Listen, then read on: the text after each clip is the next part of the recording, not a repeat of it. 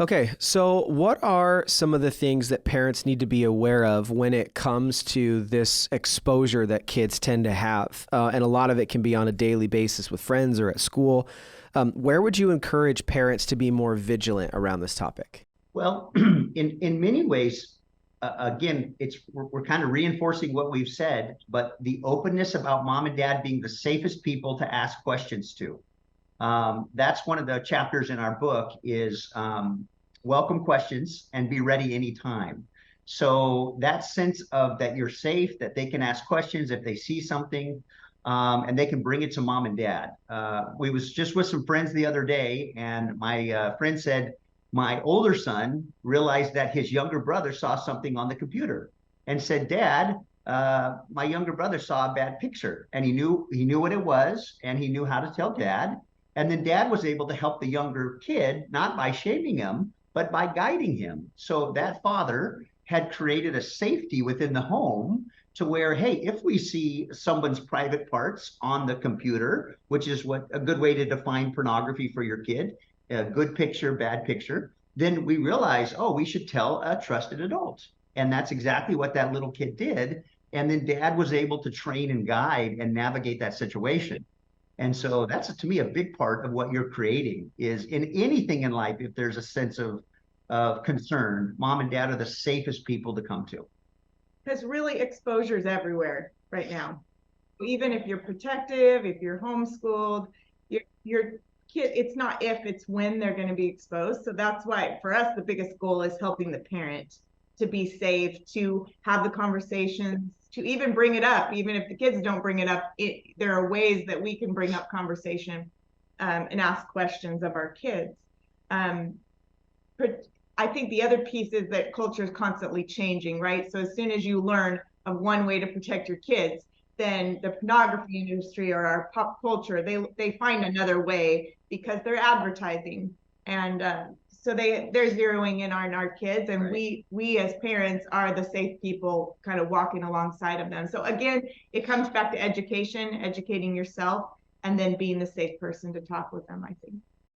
It is really hard to, in this current culture, to stay up on what are the dangers, what's the new thing, what's the next thing, because the sad reality is there are organizations out there that are targeting kids, kind of like the idea that cigarette companies had 50 years ago, is that if we can hook someone young, we've got a customer for life, and that's big money.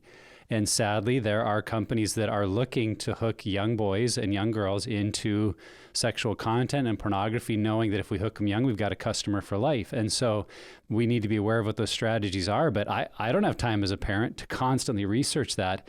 And so I think it's being aware of what are the groups out there that this is what they do. They're staying aware of what's happening. They're writing articles and blogs about what should you look for. And I think we'll talk about some of those in the episode here.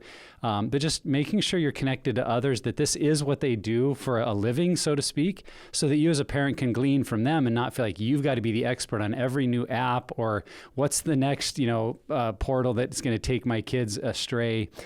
The other thing I would just mention quickly, most of our common places that we go to on the web now have safe search functions. And if we haven't taken the time to look for those and turn them on, whether it's YouTube, Google Chrome, like they have safe search settings, and just making sure on your most common used devices that your kids are on, that all those settings have been activated, because thankfully the larger companies are aware that, hey, there's parents that they're not going to let their kids use devices unless we've got these functions, and they're there for you, but they're not always enabled automatically. And so just make sure whatever you are giving your kids continual access to, you've done what you can to make it age appropriate.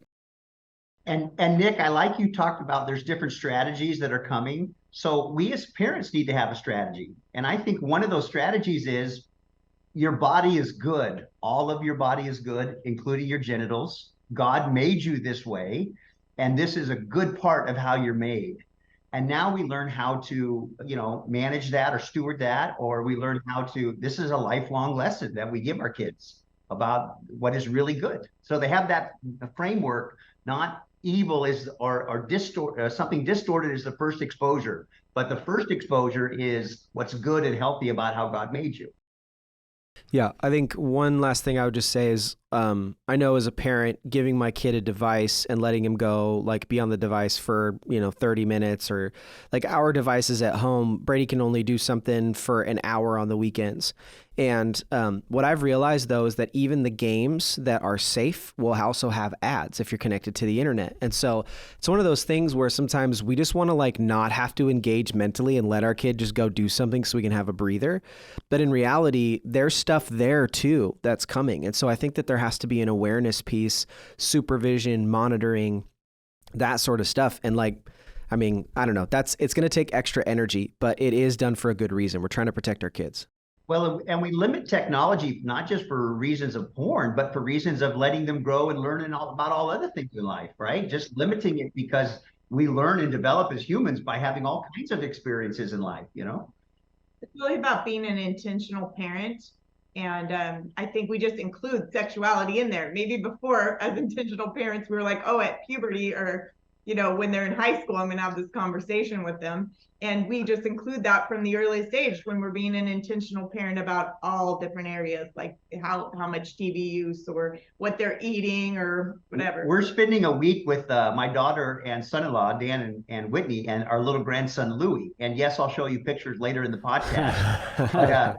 But what I love about our kids is they're being much more intentional about technology management, not just overall with Louie and everything. And so it's kind of fun to watch just how they're wanting him to develop and grow in a lot of ways. Yeah. Well, lots of wisdom needed there when we have young kids. And I think when parents have young kids, there can be a temptation to believe that, oh, we have lots of time. I don't need to start yet. And yet I know from talking to you guys and reading your book that you recommend that even in the toddler years, we begin having age-appropriate conversations. And so